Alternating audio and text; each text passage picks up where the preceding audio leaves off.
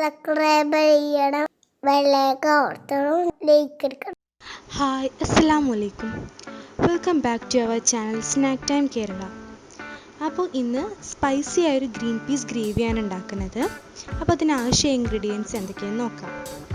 ഇവിടെ ഞാൻ തലേ ദിവസം 1/2 കപ്പ് ഗ്രീൻ പീസ് കുതിർത്തി വെച്ചിരുന്നു. അതൊന്ന് കുക്കറിലിട്ട് ആവശ്യത്തിന് വെള്ളം ഒഴിച്ചൊന്ന് വേവിച്ചെടുക്കാം.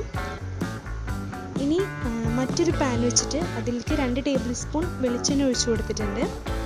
എണ്ണ നല്ലതുപോലെ ചൂടായതിനു ശേഷം ഒരു 1/2 ടീസ്പൂണോളം കടുക് ഇട്ടിട്ട് നന്നായിട്ടൊന്ന് പൊട്ടിച്ചെടുക്കാം.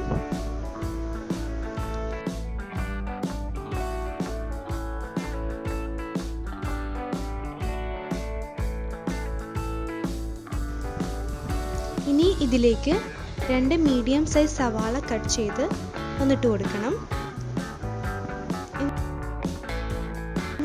സവാള നന്നായിട്ടൊന്ന് വഴന്ന് വരണം. അപ്പോൾ അതിന് വേണ്ടിയിട്ടൊന്ന് അടച്ചു വെച്ച് വേവിച്ചെടുക്കാം.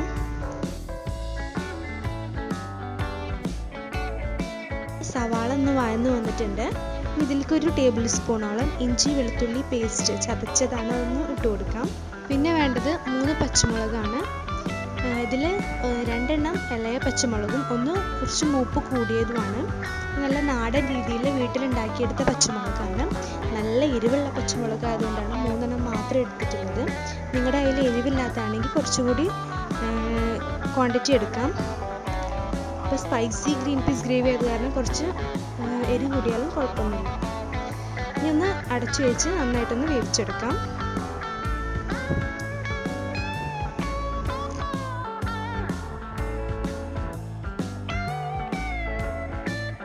ഇനി ഇതിലേക്ക് ആവശ്യത്തിന് കറിവേപ്പില, 2 തക്കാളി എടുത്തിട്ടുണ്ട്. അത് ഒന്ന് വലുതും ഒന്ന് ചെറുതുമാണ് എടുത്തിട്ടുള്ളത്. അതുകൂടി ഇട്ട് കൊടുക്കാം. തക്കാളി ഇടുമ്പോൾ മുഴുവൻ ഇട്ട് കൊടുക്കേണ്ട ആവശ്യമില്ല. ബാക്കി കുറച്ച് നമുക്ക് ലാസ്റ്റ് ആവശ്യം വരും. കുറച്ച് മാറ്റി വെച്ചിട്ട് ഇട്ട് കൊടുക്കാം.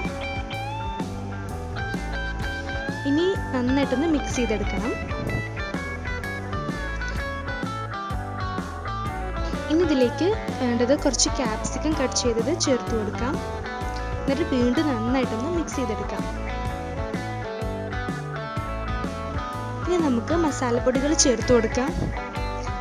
അതിന് ആദ്യം 1/4 ടീസ്പൂൺ മുളക് പൊടി, 1/2 ടീസ്പൂൺ മല്ലിപ്പൊടി, 1/2 ടീസ്പൂൺ മഞ്ഞൾപ്പൊടി. ഇനി നന്നായിട്ടൊന്ന് മിക്സ് ചെയ്തെടുക്കാം.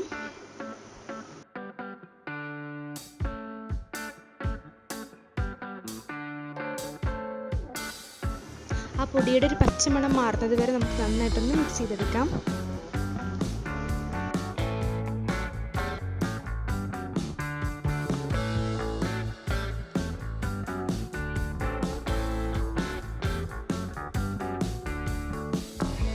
ഇനി വേണ്ടത് ഒരു 1/2 ടീസ്പൂൺ കുരുമുളക് പൊടി കൂടി ചേർത്ത് കൊടുത്തിട്ട് നന്നായിട്ടൊന്നും കൂടി മിക്സ് ചെയ്തെടുക്കാം.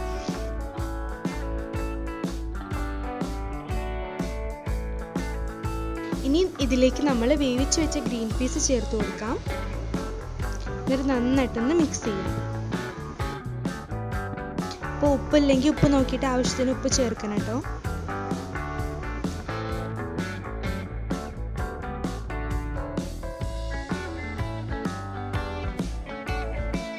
ഇനി ഈ മസാലപ്പൊടികളൊക്കെ ഒന്ന് വേവാൻ വേണ്ടിയിട്ട് കുറച്ചുകൂടി വെള്ളം ഒഴിച്ച് കൊടുത്തിട്ടുണ്ട്. ഇത് നന്നായിട്ടൊന്ന് വേവിച്ചെടുക്കണം.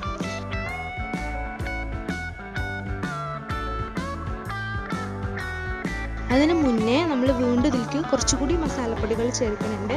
ഒരു 1/4 ടീസ്പൂണോളം മുളക് പൊടി, ഒരു 1/4 ടീസ്പൂൺ മല്ലിപ്പൊടി, പിന്നെ നേരത്തെ നമ്മൾ എടുത്ത് വെച്ച തക്കാളി അതും കൂടി ഇട്ട് കൊടുത്തിട്ട് നന്നായിട്ടൊന്ന് മിക്സ് ചെയ്തെടുക്കാം.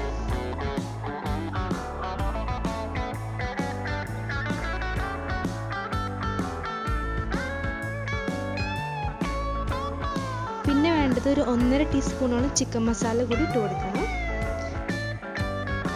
ഇനി നന്നായിട്ടൊന്നും കൂടി ഇളക്കി കൊടുത്തിട്ട് ഇത് നന്നായിട്ടൊന്ന് വേവിച്ചെടുക്കാം. അപ്പോൾ ഗ്രേവി നന്നായി കുറുകിയിട്ടുണ്ട്. അപ്പോൾ കുറച്ചുകൂടി വെള്ളം ഒഴിച്ചിട്ട് ഗ്രേവിക്ക് വേണ്ട ഒരു കൺസിസ്റ്റൻസി ആക്കിയെടുക്കണം. എല്ലാം ചേർത്ത് കഴിഞ്ഞാൽ പിന്നെ അടച്ചു വെച്ച് വേവിക്കുകയാണ് ചെയ്യുന്നത്. ഒരു 10 മിനിറ്റ് ഇതൊരു മീഡിയം ഫ്ലെയിമിൽ ഇട്ട് വേവിച്ചെടുക്കണം.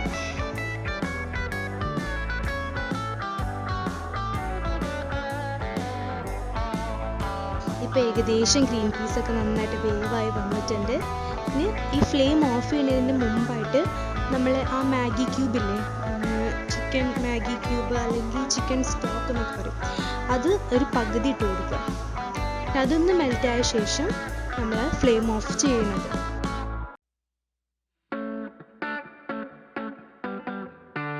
ഇപ്പോൾ നമ്മൾ ടേസ്റ്റി ആയിട്ടുള്ള ഗ്രീൻ പീസ് ഗ്രേവി റെഡിയായി വന്നിട്ടുണ്ട്.